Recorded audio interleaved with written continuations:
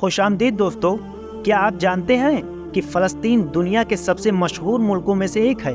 मक्का शरीफ से पहले मुसलमान फ़लस्तीन में मौजूद मस्जिद अल अक्सा की तरफ ही मुंह करके नमाज पढ़ा करते थे, इसलिए मुसलमान इसे पहला किबला भी कहते हैं। दुनिया की सबसे पुरानी बस्ती फ़लस्तीन में ही बसाई गई थी। इस्लाम के ज्यादातर नबी और पैगंबर फ़लस्तीन के ही रहने वाले थे, इसलिए इस देश को नबियों का देश भी कहा जाता है। यहाँ पर मौजूद मस्जिद अल अक्सा से ही हजरत मोहम्मद सल्लल्लाहु अलैहि वसल्लम ने मेराज का सफर तय किया था। इस्लामी तारीख में फ़लस्तीन को दूसरे खलीफा हजरत उमर रजी अल्लाह अन्हु ने फतह किया था, जिसके बाद यह सैकड़ों सालों तक इस्लामी हुकूमत का हिस्सा रहा। फ़लस्तीन में मौजूद लोगों की तादाद 55 लाख के करीब है, जिसमें से एक बड़ी आबादी वेस्ट बैंक की तरफ रहती है।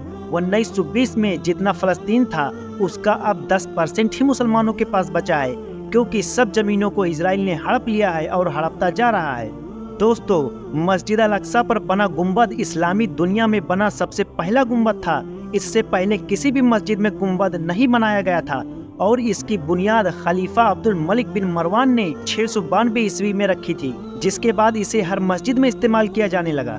मस्जिद अल अक्सा में बने पीले गुंबद को डोम ऑफ द रॉक के नाम से जाना जाता है। मस्जिद अल अक्सा 35 एकड़ में बनी हुई है। उसके अंदर कई और मस्जिदें और लाइब्रेरी हैं। और बहुत से लोग जो कहते हैं कि डोम ऑफ द रॉक जो पीले रंग का गुंबद है वो अलग है और काले वाले गुंबद वो मस्जिद अल अक्सा है। नहीं, पूरा एरिया वो जो रेक्टेंगुलर शेप में जो है वो पूरा ही मस्जिद अल अक्सा का पार्ट है। फ़लस्तीन में आज भी इस्लामी वक्फ सिस्टम जिंदा है, जिससे सरकार को मदद मिलती है और मस्जिद अल अक्सा उसी वक्फ सिस्टम का हिस्सा है। दोस्तों, आज भी फ़लस्तीन के ज्यादातर लोग जैतून की खेती करते हैं। फ़लस्तीन आज भी जैतून पैदा करने में 21वें नंबर पर आता है। इजराइल के लगातार हमले किए जाने की वजह से फ़लस्तीन में हर साल करोड़ों रुपए का नुकसान होता है, लेकिन इन सब के बावजूद वहाँ आज भी बड़े पैमाने पर कपड़े का कारोबार चलता है। फ़लस्तीन में बने पत्थर और टाइल्स दुनिया भर में इस्तेमाल किए जाते हैं। मक्का की मस्जिद अल हराम में इस्तेमाल किए गए कुछ पत्थर भी फ़लस्तीन से ही मंगाए गए थे।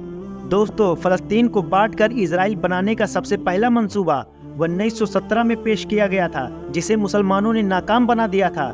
लेकिन सन 1947 में ब्रिटेन ने साजिश करके इसे 2 हिस्सों में बांट दिया और एक नए देश इजराइल को कायम कर दिया।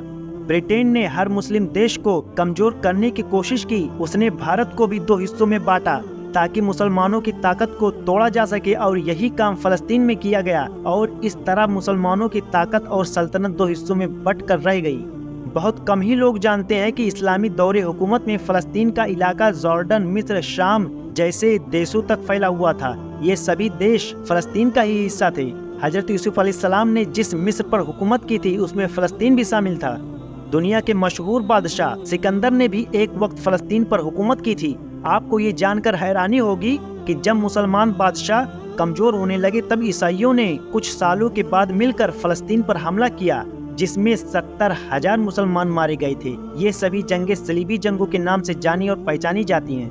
10वीं सदी में हुई सलीबी जंगों के नतीजों में फ़लस्तीन और मस्जिद अल अक्सा पर ईसाइयों ने कब्जा कर लिया। लेकिन सन 1187 ईस्वी में सलाहुद्दीन अय्यूबी रहमतुल्लाह अलैह ने ईसाइयों को हराकर एक बार फिर से मस्जिद अल अक्सा को आज़ाद करवा दिया।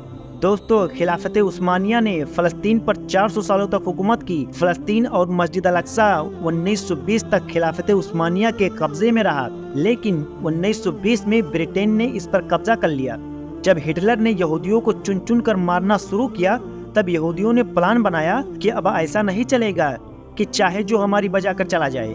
अगर हमें इससे बचना है तो हमें अपना देश बनाना होगा। इसके लिए पहले मोजाम्बिक, कॉन्गो, अर्जेंटीना, साइप्रस, सीना, युगांडा तय हुआ, लेकिन बाद में फ़लस्तीन तय हुआ कि यहाँ पर इन्हें जमीन दे देंगे तो मुसलमान और यहूदी आपस में लड़ते रहेंगे और मुसलमान मरते रहेंगे, बर्बाद होते रहेंगे। इससे हम और हमारी फौज बची रहेगी और हमारा दुश्मन भी बर्बाद हो जाएगा, वो भी बड़े आराम से। जब हिटलर ने यहूदियों को चुन चुन कर मारना शुरू किया और पूरे यूरोप से इन्हें भगाया जा रहा था, मारा जा रहा था, तो ऐसे वक्त में फ़लस्तीन के मुसलमानों ने उन्हें रहने के लिए जगह दी। लेकिन बाद में मुसलमानों को ये मदद महंगी पड़ गई और यहूदियों ने ब्रिटेन की मदद से फ़लस्तीन में अपना अलग देश बनाने की कोशिश में लग गए और ब्रिटेन ने 1947 में फ़लस्तीन को 2 हिस्सों में बांट दिया, जिसमें से एक देश का नाम इजराइल और दूसरे देश का नाम फ़लस्तीन रखा गया। दोस्तों, यहूदी पूरे फलस्तीन पर कब्जा करके ग्रेटर इजराइल को कायम करना चाहते हैं। उनका मकसद मस्जिद अल अक्सा को गिराकर हैकल सुलेमानी की तामीर करना है। दोस्तों, यहूदियों का आगे का प्लान है कि जितनी भी जमीन दरियाए नील और दरियाए फुरात के अंदर आती है, उन सब पर हमारा कब्जा हो जाए, और इसे ही यहूदी ग्रेटर इजराइल के नाम से जानते हैं। इजराइल की माने तो ग्रेटर इजराइल में मदीना शरीफ से लेकर सीरिया, जॉर्डन, इराक, ईरान, मिस्र, कुवैत, लेबनान और तुर्की के कुछ हिस्से सब ग्रेटर इजराइल में शामिल हैं, और इसे हम लेकर ही रहेंगे।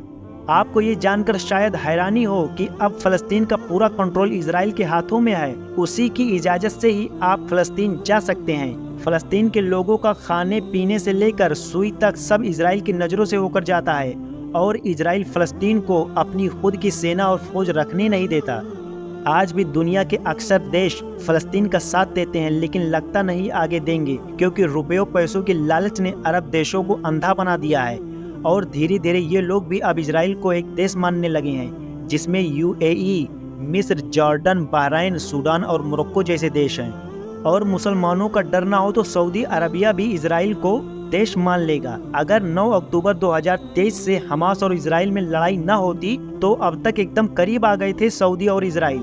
अगले 2-4 महीनों में सऊदी डील कर लेता है इजराइल के साथ। बेचारा फलस्तीन के साथ वही बात हो गई कि हमें तो अपनों ने लूटा, गैरों में कहाँ दम था।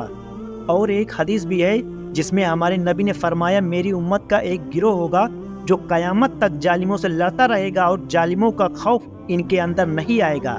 जब सहाबा ने पूछा, या रसूल अल्लाह, ये लोग कौन होंगे? तब हमारे नबी ने बताया, वो लोग बैतुल मुकद्दस के अगल बगल वाले लोग होंगे। आज वही लोग फलस्तीन के लोग हैं। तो कोई उनकी मदद करे ना करे, अल्लाह ताला हमेशा उनके साथ है और उन्हें हिम्मत ताकत देता रहेगा इंशाअल्लाह। अगर आप भी फलस्तीन का साथ देते हैं तो इस वीडियो को लाइक और शेयर जरूर करें। ऐसी और वीडियो को देखने के लिए हमारे चैनल को जरूर सब्सक्राइब करें। शुक्रिया।